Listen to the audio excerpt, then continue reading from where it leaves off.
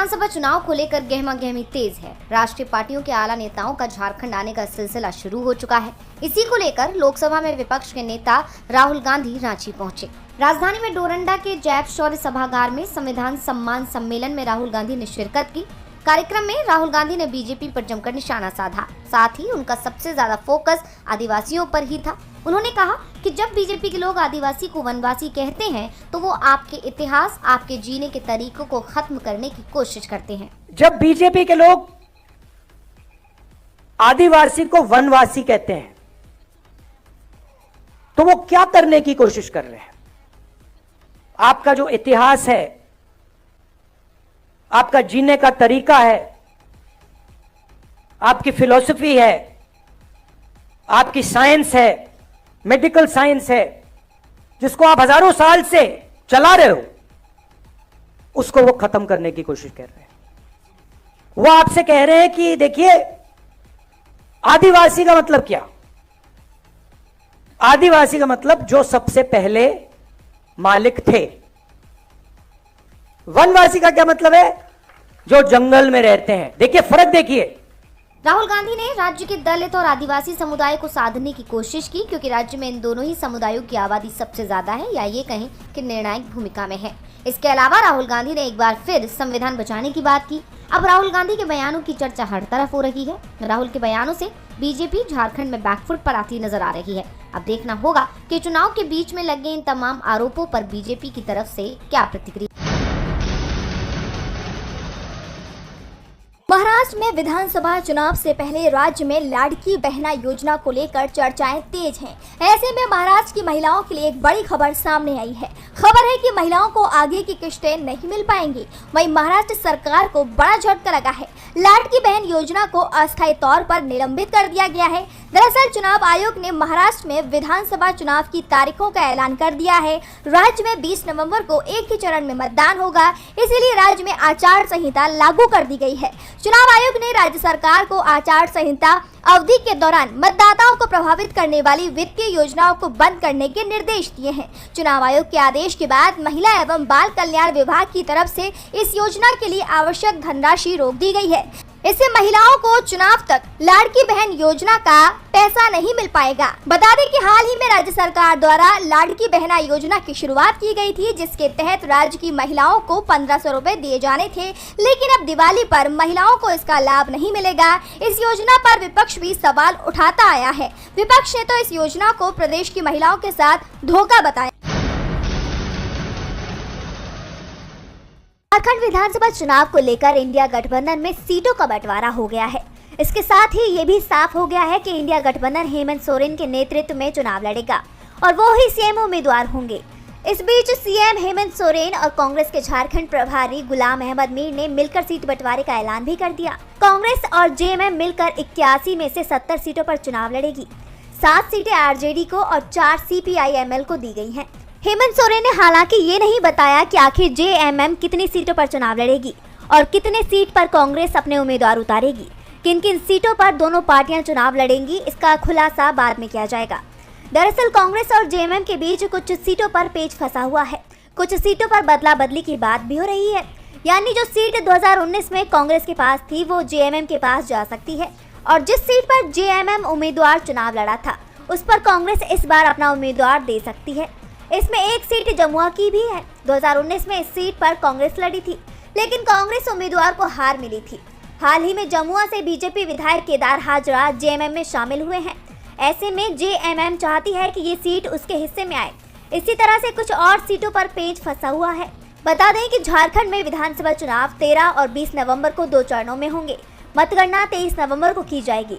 इस बीच चुनाव आयोग ने झारखंड के कार्यवाहक पुलिस महानिदेशक यानी डीजीपी अनुराग गुप्ता को तुरंत हटाने के आदेश जारी कर दिए हैं। गुप्ता को हटाने का चुनाव आयोग का निर्णय पिछले चुनावों में उनके खिलाफ की गई शिकायतों और कार्रवाई को लेकर किया गया है।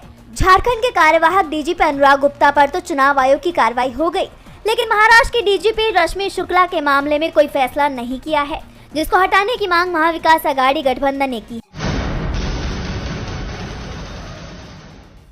बहराइच आज हिंसा को लेकर पुलिस और प्रशासन की कार्रवाई पर सवाल उठने लगे हैं, क्योंकि सांप्रदायिक हिंसा में दोनों ही पक्षों को नुकसान हुआ, दोनों ही तरफ से एफआईआर दर्ज कराई गई, लेकिन जो कार्रवाई हो रही है वो एक तरफा हो रही है। इस बीच पुलिस ने हिंसा के आरोपियों के घर गिराने की तैयारी कर ली है। पीडब्ल्यूडी की तरफ से राम गोपाल मिश्रा को गोली मारने के मुख्य आरोपी अब्दुल हमीद के घर को अवैध अतिक्रमण बताते हुए नोटिस जारी कर दिया गया है। अब्दुल हमीद के अलावा 23 और घरों में नोटिस चिपकाए गए हैं। सिर्फ 3 को समय मकान खाली करने के लिए दिया गया है। ऐसे में कहा जा रहा है कि कभी भी इन मकानों पर बुलडोजर चलाया जा सकता है। बहराइच के महाराजगंज बाजार में जहां मकानों में नोटिस लगाया गया है, वहां एक बार फिर से इंटरनेट सेवा धीमी कर दी गई है। नोटिस के अलावा प्रशासन ने इलाके में रेड मार्किंग भी की है। कुछ घरों के बरामदे में निशान लगाए गए हैं, तो कुछ जगह घर के काफी अंदर निशान लगाए गए हैं। सबसे कहा गया है कि अपने अपने अवैध निर्माण हटा लें, और अगर ऐसा नहीं किया गया तो बुलडोजर चलेगा। लोक निर्माण विभाग की तरफ से जारी नोटिस पर 17 अक्टूबर की तारीख है, यानी 20 अक्टूबर को मकानों पर बुलडोजर चल सकता है। सबसे बड़ी बात तो ये है कि जिन मकानों पर पीडब्ल्यूडी की तरफ से नोटिस चिपकाया गया है वो एक विशेष समुदाय के हैं। इससे पहले 26 लोगों को गिरफ्तार कर जेल भेजा गया है। ये सभी एक विशेष समुदाय के ही हैं। ऐसे में पुलिस और प्रशासन की कार्रवाई पर सवाल। उमर अब्दुल्ला के नेतृत्व वाली कैबिनेट द्वारा पारित उस प्रस्ताव को मंजूरी दे दी गई है जिसमें केंद्र से जम्मू कश्मीर को राज्य का दर्जा बहाल करने का आग्रह किया गया था। यानी अब इस प्रस्ताव को एलजी ने पास कर दिया है, जिसके बाद अब कहा जा रहा है कि जल्द ही इस प्रस्ताव को केंद्र सरकार के पास सौंपा जाएगा। केंद्र सरकार इसे संसद में पेश करेगी और संसद की मोहर लगने के बाद राष्ट्रपति का आदेश जारी होते ही जम्मू कश्मीर को फिर से राज्य का दर्जा मिल जाएगा और सीएम उमर भी जम्मू कश्मीर के विकास के लिए खुले हाथों से यह फैसला ले पाएंगे। बता दें कि उमर अब्दुल्ला की नेशनल कॉन्फ्रेंस ने जम्मू कश्मीर को पूर्ण राज्य का दर्जा बनाने का मुद्दा अपने मैनिफेस्टो में भी शामिल किया था और कैबिनेट में सबसे पहले इस पर ही प्रस्ताव लाया गया। इसके अलावा बीजेपी के भी मैनिफेस्टो में जम्मू कश्मीर को पूर्ण राज्य का दर्जा दिलाए जाने का वादा किया। बिहार की सियासत अपने चरम पर है। राज्य में मनी लॉन्ड्रिंग मामले में ईडी की टीम ने बड़ी कार्रवाई की है। ईडी की टीम ने संजीव हंस को पटना स्थित उनके सरकारी आवास से गिरफ्तार किया है। वहीं पूर्व विधायक गुलाब यादव को दिल्ली में उनके एक रिजॉर्ट से गिरफ्तार किया गया है। संजीव हंस को गिरफ्तार करने से पहले ईडी ने उनके ठिकानों पर छापे भी मारे थे। सर्च ऑपरेशन के बाद ईडी की टीम ने उन्हें गिरफ्तार कर लिया। इस खबर ने सियासी गलियारों में हड़कंप मचा दिया है। संजीव हंस की गिरफ्तारी जेडीयू के लिए बड़ा झटका माना जा रहा है। इससे बीजेपी और जेडीयू के संबंध खराब हो सकते हैं। ईडी से पूछताछ में संजीव हंस ऐसे राज भी उगल सकते हैं जिससे जेडीयू मुश्किल में गिर सकती है। कहा यह जा रहा है कि कार्रवाई जानबूझकर करवाई गई है ताकि नीतीश कुमार को दबाव में रखा जा सके। काफी वक्त से बिहार एनडीए में खटपट की खबरें सामने आती रही हैं। नीतीश बीजेपी से अलग रुख अपनाते और दूरी बनाते दिखाई दिए। नीतीश हाल ही में हुए सीएम सैनिक के शपथ ग्रहण समारोह में भी शामिल नहीं हुए। इसने नीतीश की नाराजगी की खबरों को हवा दे दी। इस बीच खबर आई कि बिहार के सीनियर आईएएस अधिकारी संजीव हंस को गिरफ्तार कर लिया गया। जानकार दावा कर रहे हैं कि बीजेपी आलाकमान ने एक बार फिर ईडी सीबीआई के जरिए नीतीश को दबाने की कोशिश की है। नीतीश के बगावती तेवर को शांत करने की कोशिश की है।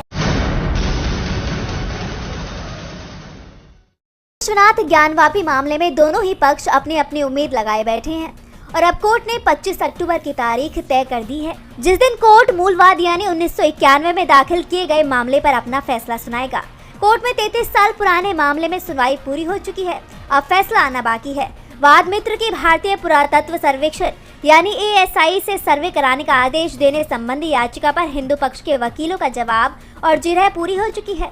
वाद मित्र ने दावा किया है कि पिछला ASI सर्वेक्षण अधूरा है और ASI बिना खुदाई के सही रिपोर्ट नहीं दे सकती, लिहाजा ASI से ज्ञानवापी में खुदाई कराई जाए। वहीं अंजुमन इंतजामिया कमेटी ने याचिका पर अपनी दलीलें पेश की थी। कमेटी के वकीलों ने कहा था कि जब हिंदू पक्ष ने इलाहाबाद उच्च न्यायालय और उच्चतम न्यायालय में मामले को उठाने की अपील की है, तो अधीनस्थ न्यायालय में इस मामले पर बहस करने का कोई औचित्य नहीं है। अब फैसला 25 अक्टूबर को आएगा। बता दें कि ज्ञानवापी मामले को लेकर दायर केस में 33 साल पूरे हो चुके हैं। ज्ञानवापी में नया मंदिर बनवाने और उसमें पूजा पाठ को दायर किया गया केस ट्रायल पर है। इस केस के मुख्य वादी का निधन हो चुका है। अब सभी को 25 अक्टूबर का इंतजार है। देखना होगा कि कोर्ट क्या फैसला